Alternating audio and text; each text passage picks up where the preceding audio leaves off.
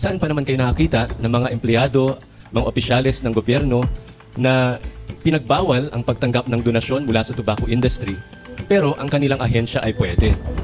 Paano mangyayari yon? Nagkaroon na ng unang pagkamatay sa ating bansa dahil sa paggamit ng vape. Nakakabingi ang katahimikan ni Secretary Herbosa at CSG Chair Nograles. Meron tayo dito sa Pilipinas na isang polisiya, Joint Memorandum Circular na in-issue ng Civil Service Commission and the Department of Health na nagbabawal sa mga kawani ng pamahalaan na tumanggap ng kahit anong donasyon o mag-solicit ng kahit ano mula sa tobacco industry o mga agents ng tobacco industry. Noong May, si Secretary Rex Gatchalian ay sumulat sa Department of Justice seeking opinion of the DOJ. DSWD sought the opinion of the Department of Justice kasi merong gustong mag-donate, merong isang tobacco company na gustong mag-donate ng 3 mobile clinics na gagamitin para sa social welfare and disaster response. So, tinatanong nila ang DOJ, ito po ba ay legal at hindi ba ito magbabiolate? 2 weeks after, nung June 7, ay naglabas ng legal opinion ang DOJ na sinasabi na ang pagtanggap ng donation or yung intention nyo to accept donation from the tobacco company ay hindi labag sa JMC 2010-01. Labag lamang ito kung ang tatanggap ay yung mismong tao. Pero ang ahensya ay maaaring tumanggap. Gusto nating sabihin, mali po sa aming pananaw ang legal opinion ng Department of Justice. Ang basihan po sa pagsabi ko nito ay ang World Health Organization Framework Convention on Tobacco Control, kung saan nakalagda po ang Pilipinas noong 2005. No? So ito po ay nakilala na ng ating Supreme Court as part of the law of the land. At dahil po doon, ito ay kailangan ipatupad ng ating gobyerno.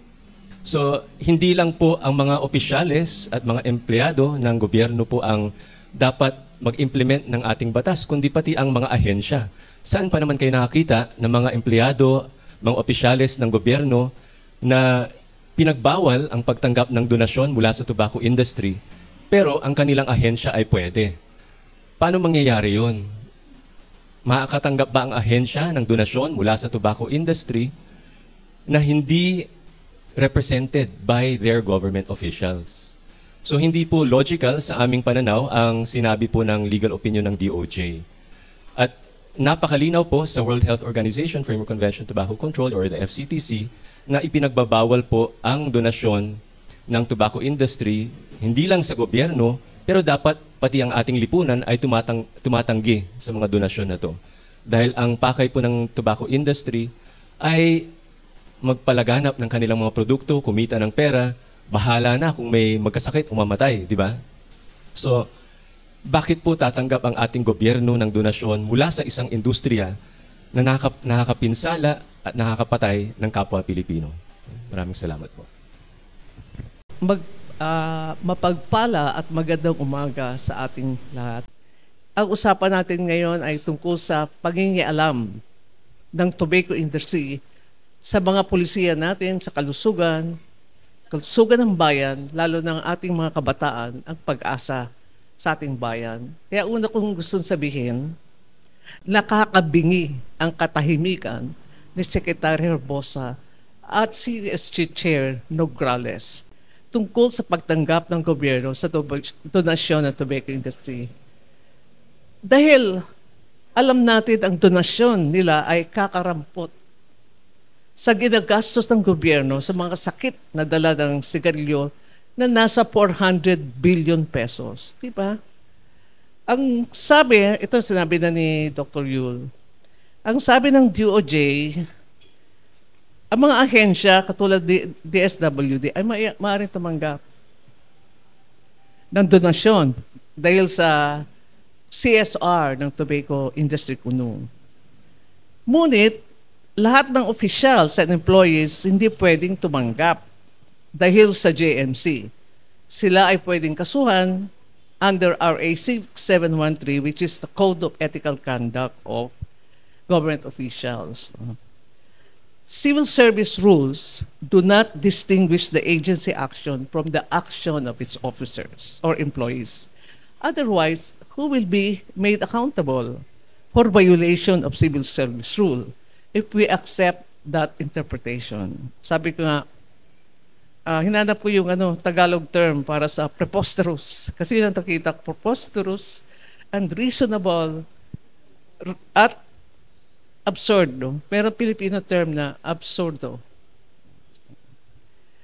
So, I also want to reiterate yung sinabi ni Yul, na itong opinion na ito ay contrary with our obligations under the FCTC. We ratified this in 2005 and is now part of the land, sabi nga niya, as also decided by the Supreme Court in the case of the Department of Health versus Philippine Tobacco Institute. As we have also always said sa tobacco control community, there is an irreconcilable conflict between the tobacco industry and public health. Kasi ang tobacco industry nagtitinda ng mga produkto na nakakamatay at jeopardize yung future of our youth and children.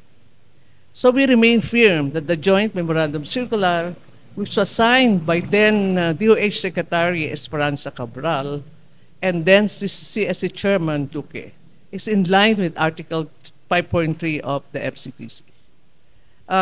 Side story lang, parang sa akin nung nasignan yung JMC, para talagang providential. No? Kasi dalawang Secretary of Health. Si Secretary Duque was Secretary of Health before si Madam Esperanza Cabral, Secretary of Health. So sabi ko, dalawa, kaya matibay dapat itong JMC. Kasi nakita naman natin na maraming devastating effects ang tobacco industry. They are meddling with our health and governance policies. So meron ako bibigay sa inyong perfect example. Kakapasa lang ng RA 11900 or Vape Regulation Law, which pag binasa nyo, obviously favors the tobacco industry. No? Winatter down nila yung batas na sinayna na ni Duterte 1 year ago lang, na mas maganda. No? Kasi doon, ang access noon ay 21, pero ngayon ginawa nilang 18. No? Tapos, ang mag-enforce ng law, DTI, na wala namang kapasidad. Sorry to say that. And yung batas na yon na pinasa ng Congress noong January 2022, a few months before the national election, with 211 legislators, no? More than one half, who voted for its passage.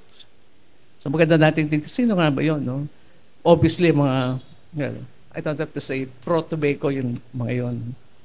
Kaya ngayon naman, nakita natin ang paano ina-implement yung vape law. Siguro, mag-share mamaya yan na Therese. So hindi na ako mag-explain doon. But at this point, we cannot allow the tobacco industry to greenwash and cover up the harms they inflict on the health of the Filipino people. I'm also concerned about the global repercussions.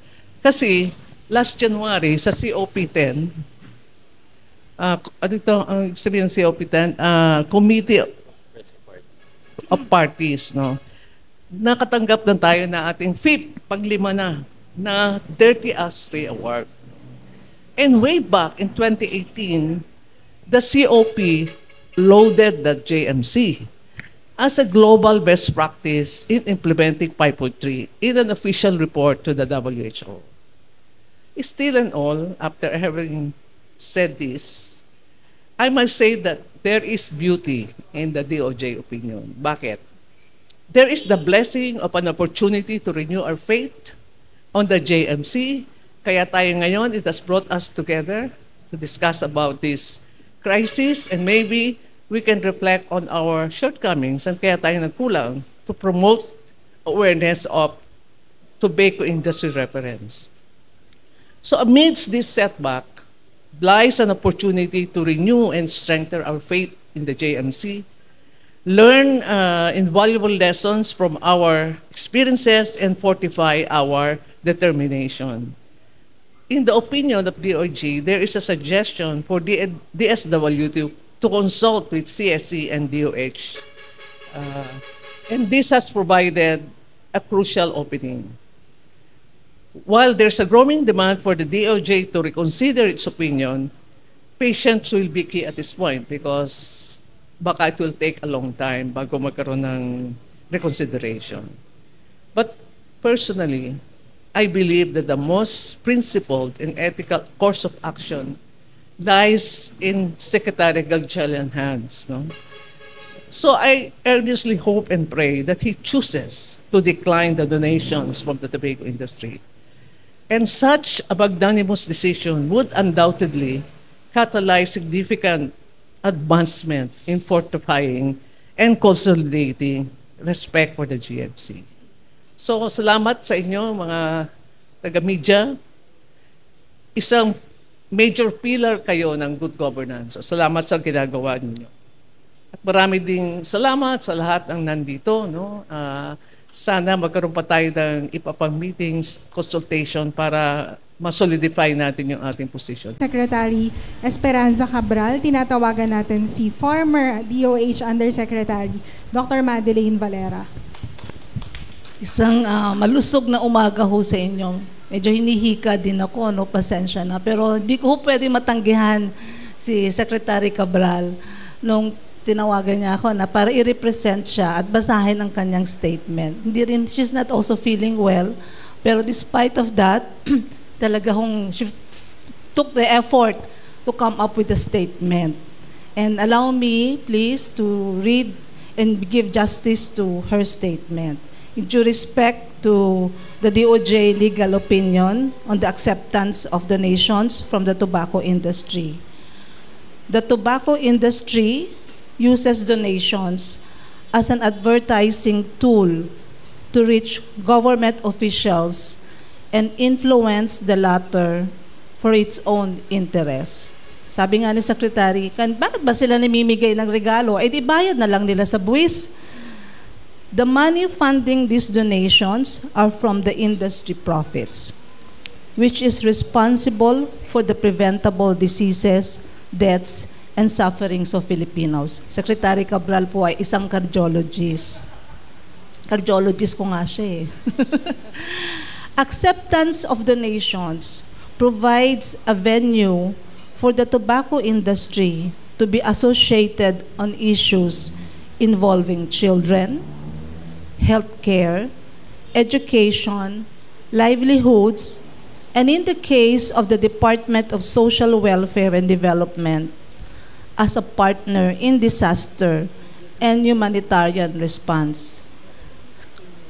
The government, by taking money, allows itself to be manipulated and supports the manipulation of the public, specifically the youth, who are the target of the tobacco industry as their replacement users. Natural ho, pag kumakuha tayo ng pera sa tobacco industry, di ba ang mga Pilipino mahilig sa utang na loob? Sabi nga ni Sec, di may utang na loob ka na dahil tumanggap ka eh. Kahit na simpleng cake lang yan. Para ka na rin nagkaroon ng utang na loob.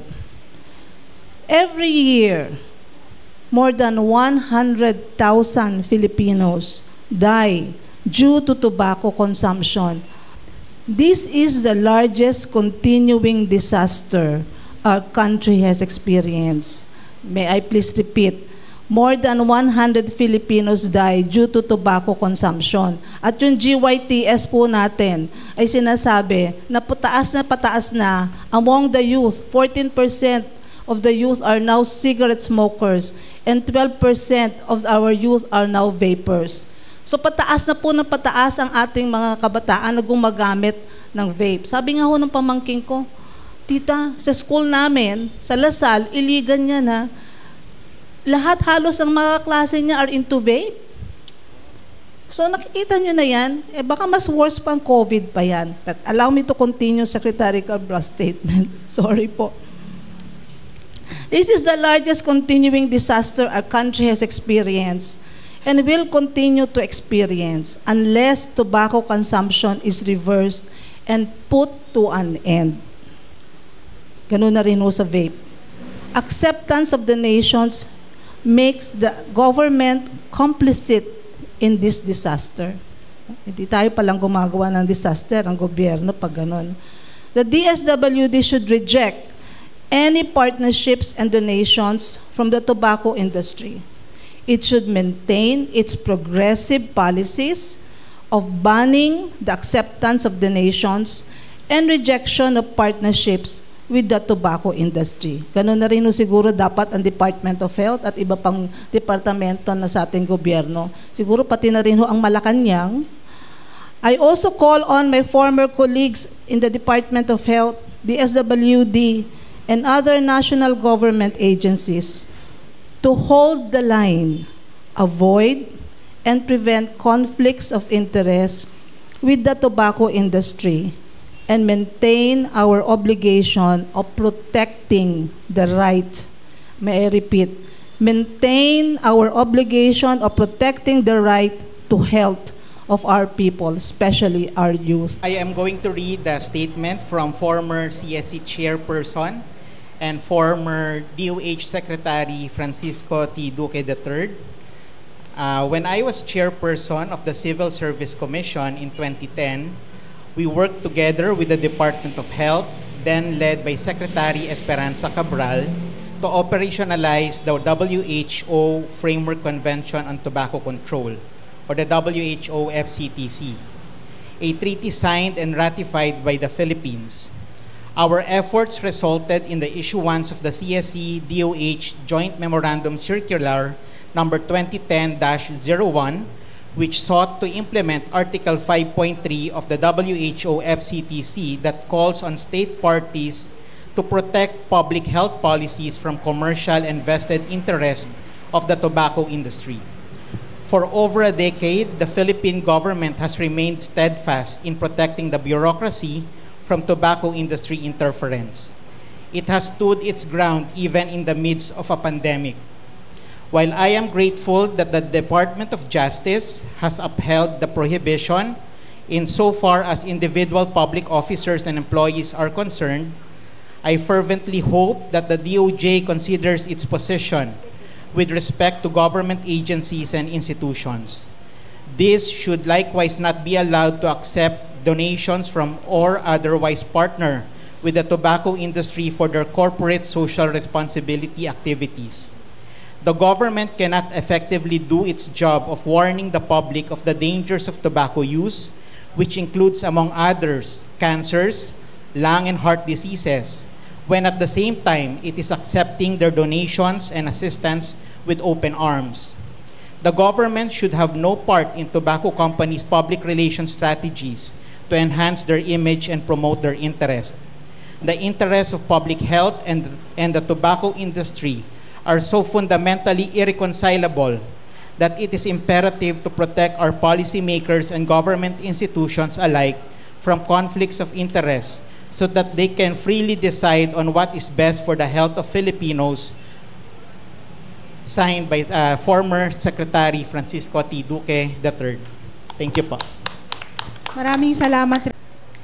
We, as concerned members of Parents Against Vape, express profound dismay over the recent legal stance from the Department of Justice permitting the Department of Social Welfare and Development to accept donations from individuals and businesses associated with the tobacco industry. This decision poses grave risk to the health and welfare of our children and youth. Our foremost worry revolves around the impact of this decision on vulnerable young minds, allowing the DSWD to receive donations from the tobacco industry sends a misleading message, especially to our children, implying the tobacco industry, despite its detrimental impact on public health, are our partners in health and development. This presents a dangerous irony, particularly since tobacco use stands as a primary cause of 7 out of top 10 non-communicable diseases in the Philippines. By accepting such donations, the government risks normalizing the presence of the tobacco industry within the sectors dedicated to the public health and welfare. This undermines our national effort to combat tobacco usage and mitigate its severe health consequences, creates perceptions of partnership or endorsement that are incompatible with public health goals and compromises the integrity of public health policies.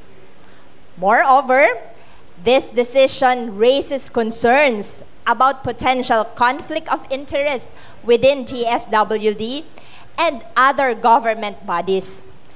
It opens avenue for the tobacco industry to influence public health policies and initiatives, which should remain independent of vested interests that could endanger public health, particularly that of our children. Practical concerns should also be raised on how the government plans to ensure donations from tobacco industry do not impact the priorities and decisions of the SWD. How will the government ensure that the donations from the tobacco industry do not influence the priorities and decisions of DSWD?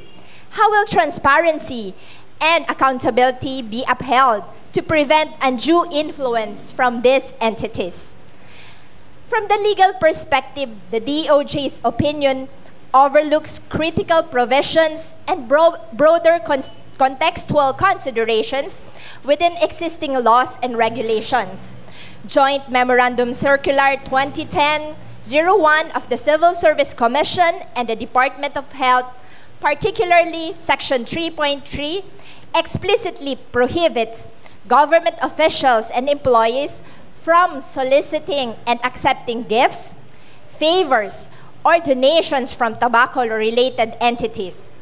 These prohibitions align with Republic Act 6713, which is the Code of Conduct and Ethical Standards of Public Officials and Employees, and the Code of Professional Responsibility and Accountability, which is the CIPRA, which are designed to prevent undue influence and conflict of interest in government operations and transactions and safeguard the integrity of public service. The DOJ's narrow interpretation of the prohibitions under JMC number 2010-01 overlooks the spirit of these regulations. While the DOJ urges that the JMC's prohibition apply only to individual officials and not to government agencies as a whole, this narrow interpretation fails to address the systemic risk posed by accepting donations from industry whose products directly harm the public health. Furthermore, accepting donations from the tobacco industry runs counter to our commitment under the World Health Organization Framework Convention on Tobacco Control, the WHO FCTC, to which the Philippines is a signatory, mandates strict measures to curb tobacco consumption due to its well-documented adverse health effects. Article 5.3 of the WHO FCTC specifically mandates that parties protect public health policies from commercial and other vested interests of tobacco industry, a principle that should guide national policies and regulations. The DOJ's interpretation not only undermines existing laws and international commitments, but also fails to uphold the public interest and the fundamental duty of the government agency to protect public health. Accepting donations from the tobacco industry, even if legally permissible under this opinion, sends a wrong message and compromises the integrity of public service. We urgently appeal to the government to reconsider this decision and prioritize the health and welfare of our children and youth. Accepting donations from tobacco industry contradicts the spirit of WHO FCTC and our national legal framework aimed at safeguarding public health and promoting ethical governance. It is imperative that we uphold our commitments to protect public health and prevent the undue influence of tobacco industry on public health policies. In light of these grave concerns, we urge DSWD to decline donations from tobacco industry and seek alternative fund sources that align with the broader public health objectives, commitments to tobacco control, and the protection of our children and of future generations.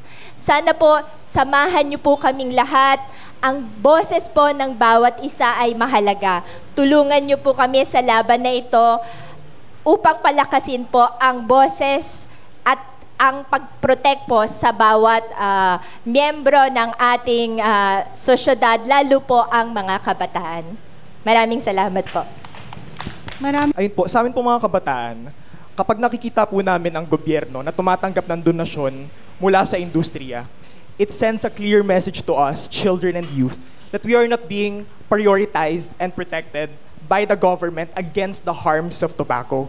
Malinaw naman po sa datos, sa mga pag-aaral at artikulo na ang pundasyon ng tobacco industry ay ang addiction sa mga kabataan at tinatarget po nila ang mga kabataan bilang mga replacement smokers at kitang-kita po ito sa emergence ng electronic smoking devices or yung mga vape na may colorful packaging, flavorings, advertisements online at saka may mga influencers na tinatarget nga ang mga kabataan. So yun, kapag nakikita namin ng aming gobyerno na dapat silang nagpoprotekta sa amin, na tumatanggap ng donasyon, nakikipagkamay sa industriya, nakikipag-interact unnecessarily, sino nang magpoprotekta sa aming mga kabataan? Siguro this is my last question. Hello po. Ayun po, ang maganda pong nabanggit ni Ma'am Trix, yung first vape-related death sa Pilipinas po, no? So isa po siyang 22 years old, halos kasing edad ko lang po, ang namatay dahil sa atake sa puso matapos magkaroon ng malubhang pinsala sa baga na may kaugnayan sa araw-araw na pag-vape sa loob ng 2 taon. So this young person could have had a better life ahead of him if not for the tragic consequences of being targeted by the tobacco industry. Ulitin lang po ulit namin na there are now 1 out of 7 Filipino youth who are now vaping. So malinaw na malinaw po na ang kalusugan at kapakanan naming mga kabataan ay nasa panganib. Kaya't kumamarapati ng ating gobyerno ang tumanggap ng donasyon mula sa industriya. Again, it sends a message to us that we are not being prioritized and protected against the harms of tobacco. Para sa ating gobyerno, our health and welfare are non-negotiable and should be safeguarded without compromise. That's why we call on you to strictly implement the FCTC Article 5.3 and national policies that shield the bureaucracy from industry interference. This way, we can ensure that our policies prioritize public health over profits. At muli ang sigaw ng kabataan, pagdating po sa aming kalusugan at kapakanan, hindi partner ang tobacco industry. At ang sigaw ng kabataan, tobacco-free generation. Salamat po. Thank you, Ms. Trix.